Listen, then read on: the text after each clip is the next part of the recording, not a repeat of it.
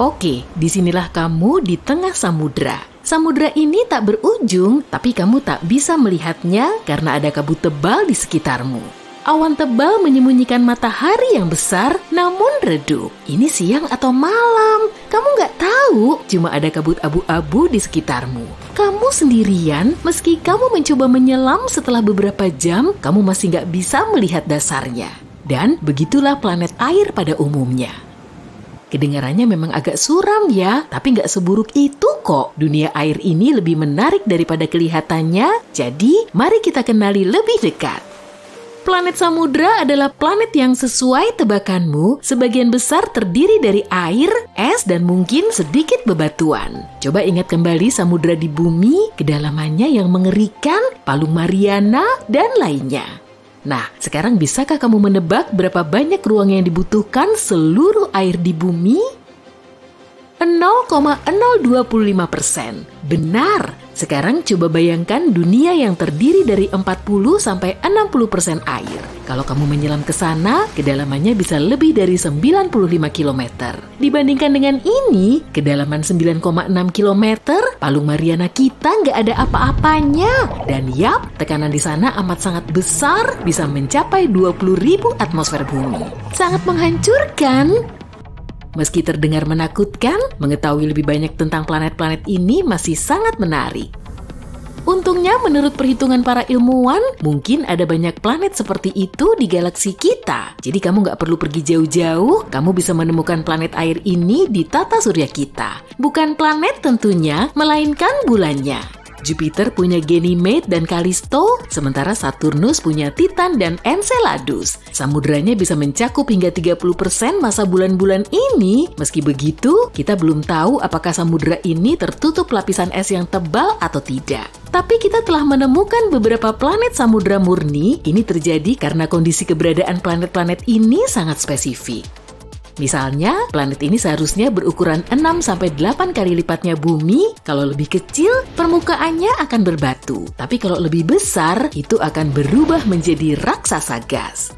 Pada saat yang sama, planet ini harus berada di zona layak huni bintangnya. Kalau sedikit lebih jauh, planet ini berubah menjadi raksasa es atau bumi super yang dingin. Jadi ya, planet-planet ini punya banyak syarat. Kita mulai menjelajahi planet-planet ini pada tahun 1970-an. Namun sejak itu, kita hanya menemukan beberapa tapi masih sangat menarik. Planet pertama adalah Gliese 1214b. Itu adalah planet samudra pertama yang kita temukan. Awalnya para ilmuwan cuma melihat titik kecil yang redup. Titik ini ternyata adalah bintang katai merah Gliese 1214. Bintang yang biasa-biasa aja ini berukuran 5 kali lebih kecil dibanding matahari kita dan 300 kali lebih redup. Para ilmuwan gak terlalu memperhatikannya, tapi pada tahun 2009 mereka menyadari bintang ini punya satu planet dan planet ini ternyata agak aneh. Bumi super ini 2,5 kali lebih besar dari bumi dan 6,5 kali lebih berat. Tapi pada saat yang sama, kepadatannya sangat kecil dan gravitasinya hampir sama dengan planet kita. Dengan kata lain, hampir nggak ada batu dan logam di sana. Tapi itu juga bukan raksasa gas, jadi hanya ada satu pilihan yang tersisa. Planet ini tertutup air dan es. Dan begitulah cara kita menemukan planet samudra pertama. Sebenarnya kita cuma berasumsi planet itu terdiri dari air karena itulah hasil perhitungan matematisnya. Faktanya, planet ini agak membingungkan, sulit untuk dijelajahi, dan sejauh ini para ilmuwan belum bisa menemukan apapun di sana. Nggak ada hidrogen, helium, air, nihil. Alasannya lapisan luar atmosfer planet ini sangat padat dan menyembunyikan komposisinya dengan sempurna. Tapi meski begitu, itu mungkin dunia air. Gliese 1214b sangat dekat dengan bintangnya. Jaraknya cuma 0,014 unit astronomi, kurang dari jarak antara bulan dan kita. Setahun di sana berlangsung selama 36 jam dan suhunya sangat liar. Para ilmuwan berpendapat bahwa suhu rata-rata di sana bisa mencapai 120 sampai 280 derajat Celcius. Panas banget. Ingat deskripsi menyeramkan di awal tadi? Sebenarnya menghabiskan waktu di Gliss 1214b bakal agak berbeda, lebih mirip berenang di ketel uap. Karena suhu yang super besar, samudra di permukaan ini akan terus-menerus dalam keadaan mendekati titik didih tanpa benar-benar mencapainya. Jadi, bayangkan kamu turun ke permukaan planet ini, terbang menembus awan uap, kemudian kamu tiba-tiba masuk ke dalam air. Apa? Tapi kapan kamu masuk? Ini terjadi karena batas antara uap dan air di Gliss 1214b sangat tidak jelas. Kamu jelas nggak bakal bisa berenang ke dasar samudra ini, tapi kemungkinan besar bagian bawahnya ditutupi lapisan es panas yang sangat tebal. Ini seperti es biasa, tapi nggak begitu memedulikan hukum fisika. Jadi es ini nggak meleleh meski terpapar suhu yang sangat besar.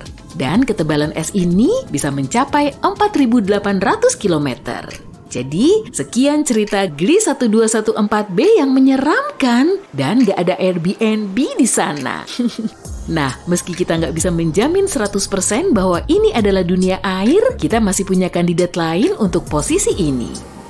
Planet yang baru ditemukan ini bernama TOI 1452b. Planet yang terletak di konstelasi Naga ini berjarak hampir 100 tahun cahaya dari kita. Planet ini ditemukan menggunakan teleskop TESS oleh sekelompok peneliti dari Universitas Montreal. Planet ini juga termasuk dalam kelas bumi super, ukurannya 7 kali lebih besar dari bumi, tapi 48 kali lebih berat. Sekali lagi, kepadatannya sangat rendah, karenanya para ilmuwan menduga bahwa hampir seluruh planet ini terdiri dari samudra raksasa. Di sini kita sedikit lebih beruntung nih. Dunia ini bukan cuma genangan air raksasa dan es tebal. Di planet ini mungkin ada permukaan berbatu jauh di bawah air seperti di samudra pada umumnya. Tapi jangan terlalu heboh dulu deh. Samudra ini bakal sangat berbeda dari yang kita kenal. TOI 1452b juga mengorbit Katai Merah kecil. Dan bukan cuma satu, melainkan 2 sekaligus. Pada saat yang sama, jika planet sebelumnya dekat dengan mataharinya, planet ini sebaliknya amat sangat jauh. Jaraknya 2,5 kali lebih jauh dari bintangnya daripada jarak Pluto dari matahari. Dan kecepatannya sangat tinggi, setahun di sana hanya berlangsung selama 11 hari. Tapi kita masih belum tahu banyak hal tentang planet ini. Kita mungkin akan mendapatkan informasi baru saat para ilmuwan mengamatinya dari teleskop James Webb. Nah, sekian ya. Bentar, kamu ngarep lebih banyak. Oke, kalau gitu aku tahu pertanyaan yang paling kamu nantikan. Apa ada kehidupan? Ya, ini pertanyaan yang agak sulit sih. Kita semua tahu bahwa air berarti kehidupan, dan selain itu planet-planet ini berada di zona layak huni bintangnya. Jadi, berpotensi, ya, mungkin ada kehidupan. Bukan peradaban penuh pastinya, melainkan bakteri, ikan, dan monster raksasa yang seram. Emang apa salahnya? Tapi ini agak mustahil. Air saja nggak cukup untuk menciptakan kehidupan meski sangat penting. Harus ada unsur mikro dan mineral di sana. Tapi sayangnya, untuk sebagian besar planet air, komposisinya hanya terdiri dari air dan es yang sangat tebal. Nggak ada mineral di sana. Tapi jangan nyerah, masih ada beberapa kemungkinan nih. Pertama, ada meteorit dan komet. Keduanya bisa membawa mineral yang diperlukan ke planet ini. Makin sering mereka menabraknya, makin tinggi kemungkinan mereka. Ketika ilmuwan terus menjelajahi alam semesta yang luas, mereka telah membuat beberapa penemuan luar biasa yang membuat mereka punya lebih banyak pertanyaan daripada jawaban. Dari bumi super yang terik sampai dunia berbentuk bola sepak, penemuan eksoplanet di tahun 2022 benar-benar luar biasa. Jadi, berpeganganlah erat-erat, masa depan penemuan eksoplanet tampak lebih cerah dari sebelumnya. Pertama, tipe eksoplanet baru. Katai Merah membentuk 70% seluruh bintang di angkasa. Jadi pada September 2022, ilmuwan memutuskan untuk mengamati lebih dekat planet-planet kecil yang mengitari bintang-bintang tersebut. Penemuan mereka sungguh menakjubkan, jenis eksoplanet baru yang terbuat dari setengah batuan dan setengah air, baik dalam bentuk cair maupun es. Peneliti menduga kalau planet-planet ini kemungkinan besar terbentuk dari material es dan dilahirkan jauh dari bintang induknya melewati garis es yang temperatur permukaannya sangat dingin. Tapi planet-planet itu kemudian bermigrasi lebih dekat ke area yang dideteksi para astronom. Penemuan ini bisa berimplikasi besar dalam pencarian kehidupan di alam semesta. Meskipun planet-planet ini penuh dengan air, tetapi mungkin saja nggak diselimuti lautan. Siapa tahu mungkin salah satu darinya akan menjadi bumi 2.0 berikutnya. Nomor 2, dunia seukuran Jupiter. Bayangkan sebuah planet yang sangat besar dan misterius seperti Jupiter yang tersembunyi di galaksi kita. Nah, kita baru saja menemukan salah satu planet yang mengorbit bintang yang jaraknya 379 tahun cahaya. Dinamai TOI 2180b dan planet ini menjadi perbincangan banyak orang. Kenapa? Pertama-tama, planet ini butuh 261 hari untuk mengitari bintangnya, jauh lebih lama daripada planet gas raksasa yang pernah kita temukan sejauh ini. Tapi bukan itu aja, suhu di planet ini cukup sejuk dengan rata-rata minus 112 derajat Celcius. Sebagai perbandingan, temperatur di Jupiter dan Saturnus sekitar minus 138 derajat Celcius. Planet ini seperti jembatan antara eksoplanet raksasa yang telah kita temukan dengan Jupiter. Pertanyaannya, bagaimana planet ini bisa begitu berbeda? Ilmuwan masih berusaha mencari tahu, semoga saja kita bisa segera mendapatkan jawabannya. Nomor 3, planet Hulk. Planet ini merupakan tempat yang permukaannya diselimuti magma cair dan 1 tahun hanya berlangsung selama setengah hari. Selamat datang di TOI 1075b, eksoplanet yang dijuluki planet Hulk oleh ilmuwan. Berada pada jarak 200 tahun cahaya, bumi super ini merupakan salah satu planet supermasif yang pernah ditemukan. Jaraknya yang dekat dengan bintang induknya menyebabkan permukaannya mencapai temperatur terik 1050 derajat Celcius. Saking panasnya, segala bentuk air akan menguap seketika dan udara di sana akan dipenuhi batuan yang menguap. Tapi bukan hanya panasnya saja yang mengesankan, ukurannya juga. Masa TOI 1075b hampir 10 kali masa bumi menjadikannya salah satu bumi super paling masif yang pernah ditemukan. Tapi misteri nggak berhenti sampai di situ. Orbit planet ini hanya butuh waktu 14,5 jam, menjadikannya salah satu periode orbit terpendek yang pernah tercatat untuk planet seukurannya. Tambahan yang menarik untuk katalog kita ya. Nomor 4. 3 planet yang hancur. Astronom menemukan 3 planet yang berputar-putar dalam tarian berbahaya di samping bintang-bintang yang perlahan-lahan meredup. 1 dekade lalu, ilmuwan gak pernah membayangkan kalau planet-planet seperti itu bisa ada. Planet-planet gas raksasa yang ukurannya mirip Jupiter ini mengorbit terlalu dekat dengan bintang induknya yang mulai meredup. Pada dasarnya, planet-planet ini dalam bahaya. Contohnya planet yang diberi nama TOI 2337b ini, orbitnya kemungkinan besar akan membawanya meluncur ke pelukan bintang induknya dalam waktu kurang dari 1 juta tahun. Saat itu aku pasti udah nggak ada. Ketika bintang-bintang ini memasuki hari-hari terakhirnya, bintang-bintang menarik planet-planet di dekatnya seperti lubang hitam, mengubah orbitnya, dan berpotensi menyebabkan tabrakan dahsyat. Dan ketika planet-planet ini semakin dekat dengan bintangnya, atmosfernya akan memanas dan mengembang, menyebabkan perbedaan kerapatan yang mencengangkan. Namun, terlepas dari malapetaka dan kesuramannya, mempelajari planet-planet ini bisa memberi kita wawasan berharga tentang evolusi tata surya. Nomor 5, planet dengan atmosfer barium. Ini adalah 2 planet yang panas dan membara yang atmosfernya terbuat dari elemen terberat yang pernah ditemukan di eksoplanet, barium. Kedua planet yang dikenal sebagai WASP-76b dan WASP-121b ini merupakan planet gas raksasa yang sangat panas dan disebut Jupiter panas yang mengorbit sangat dekat dengan bintang induknya. Planet-planet ini pada dasarnya seperti bola api raksasa dengan satu sisi menghadap ke bintang dengan temperatur yang cukup panas untuk menguapkan besi serta logam-logam lainnya.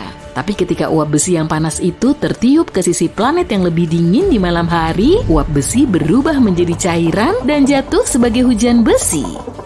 Planet-planet ini menyimpan kejutan istimewa bagi kita. Barium merupakan logam berat sekitar 2,5 kali lebih berat dari besi, namun para ilmuwan berhasil mendeteksinya di lapisan atas atmosfer planet-planet tersebut. Ini benar-benar misteri dan teka-teki yang masih kita coba pecahkan. Bayangkan kalau kita mendarat di planet seperti ini dan melihat hujan besi dan barium yang sangat banyak di langitnya.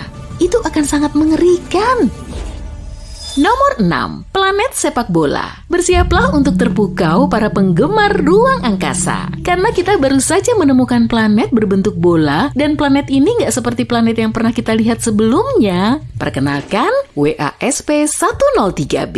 Eksoplanet ultrapanas yang berjarak lebih dari 1000 tahun cahaya dari bumi. Planet gas raksasa ini berada sangat dekat dengan bintang induknya, sehingga bentuknya meregang akibat gaya gravitasi yang kuat. Tapi, ini bukan sekedar permainan pengubah bentuk yang seru, tapi juga penemuan ilmiah yang berharga. Dengan mempelajari lintasan planet di bintang induknya, untuk pertama kalinya kita bisa mengukur perubahan bentuk planet. Ini seperti memotret planet yang sedang bergerak dan memberi kita wawasan tentang kondisi ekstrim yang bisa dialami planet-planet tersebut. Ini benar-benar penemuan yang luar biasa.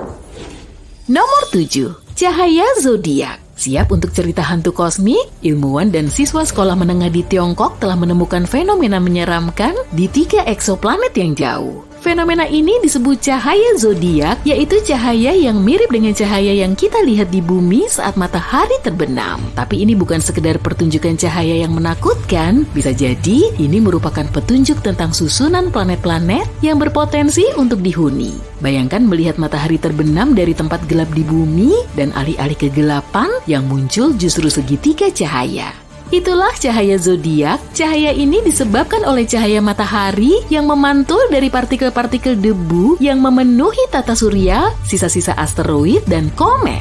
Tim peneliti menganalisis 47 eksoplanet yang berpotensi laik huni dan menemukan kalau 3 di antaranya yaitu Kepler 69c, Kepler 1229b, dan Kepler 395c yang merupakan bumi super punya tanda-tanda cahaya ini.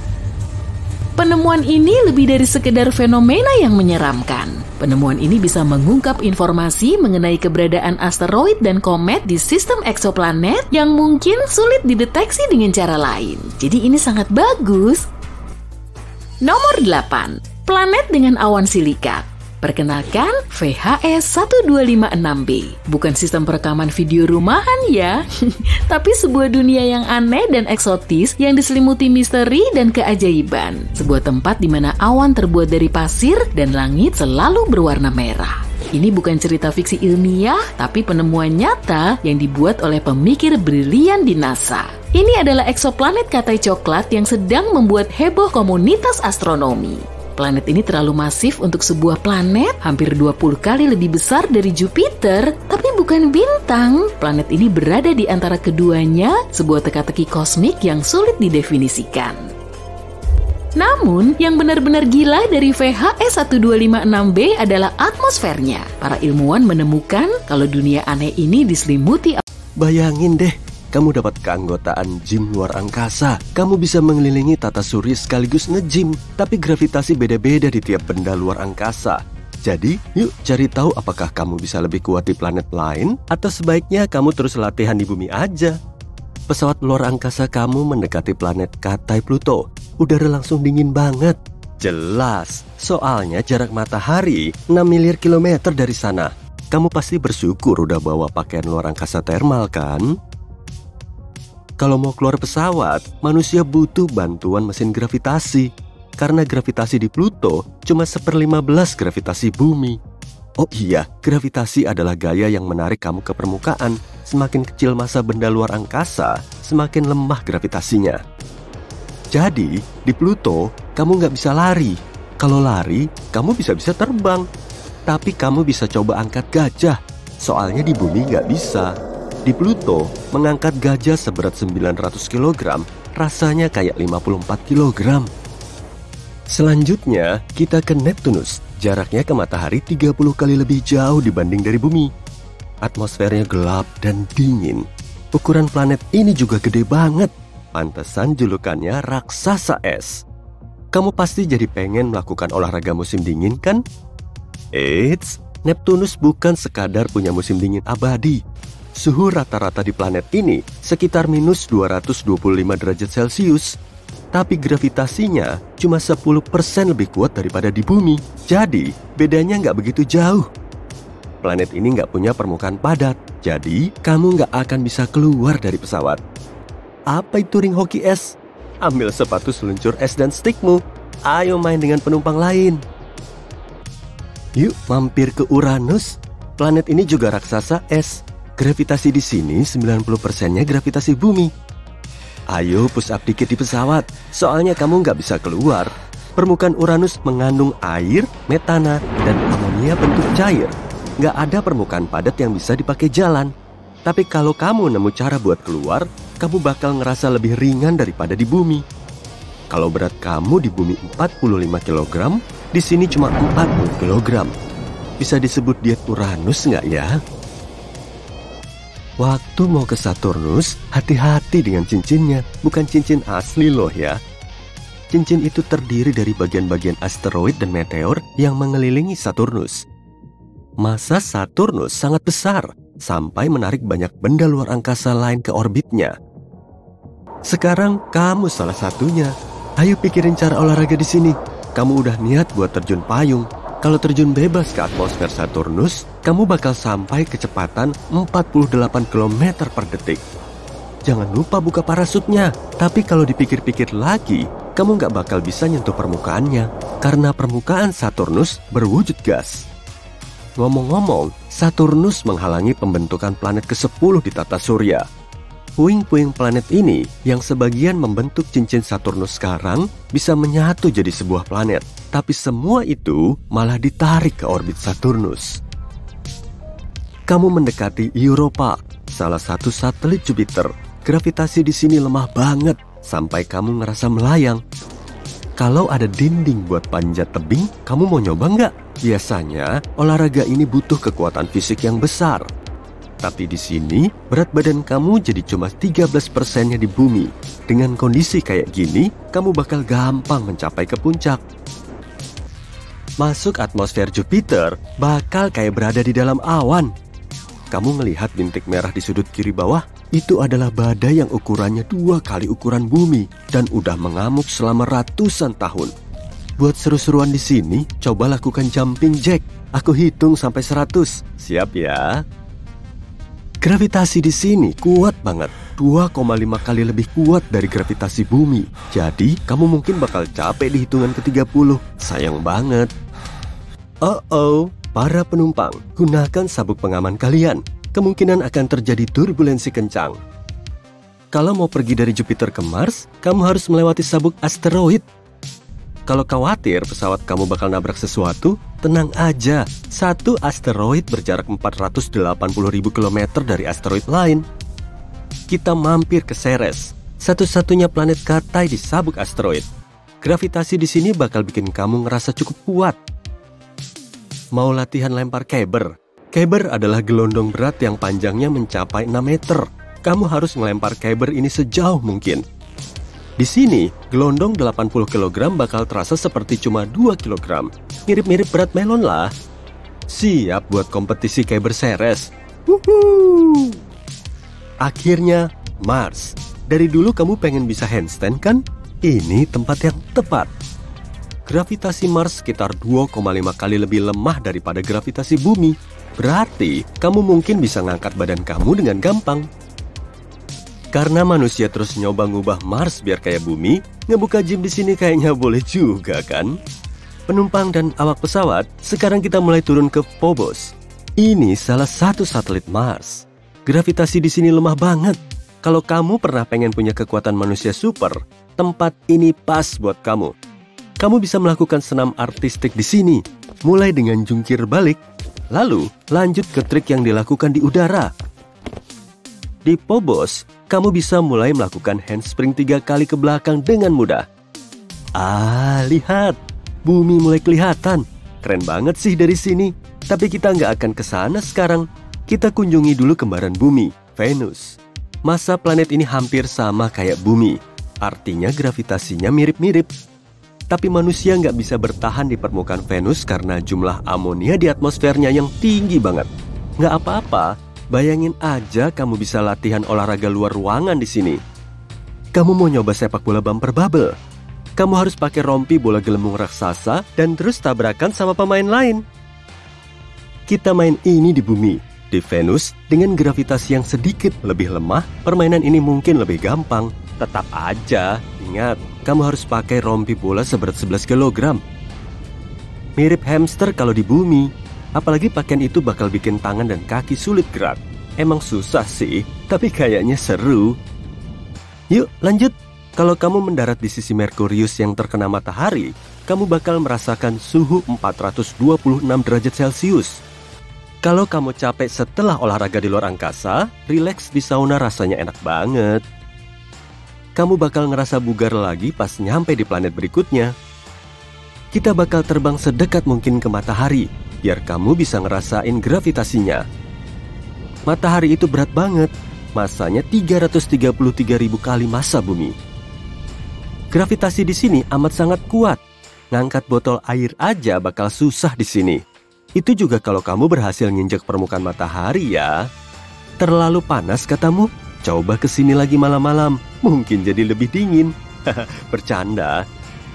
Dalam perjalanan pulang, kita bakal mampir ke bulan, satelit alami bumi.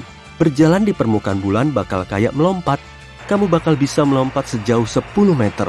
Jadi, cobain parkour di sini. Kalau kamu main basket, pasti susah banget dapat poin. Tapi kamu bisa lompat lebih tinggi dari ringnya dan melakukan slam dunk. Kalau bisbol gimana? Kalau bolanya dipukul ke atas, kamu mungkin gak akan pernah melihat bola itu lagi. Akhirnya, kita mendarat di bumi. Jangan kecewa ya, tapi kamu gak membawa pulang kekuatan manusia super. Bahkan waktu kamu bisa ngangkat gajah, itu karena kamu dibantu gravitasi. Tapi, perjalanannya seru kan?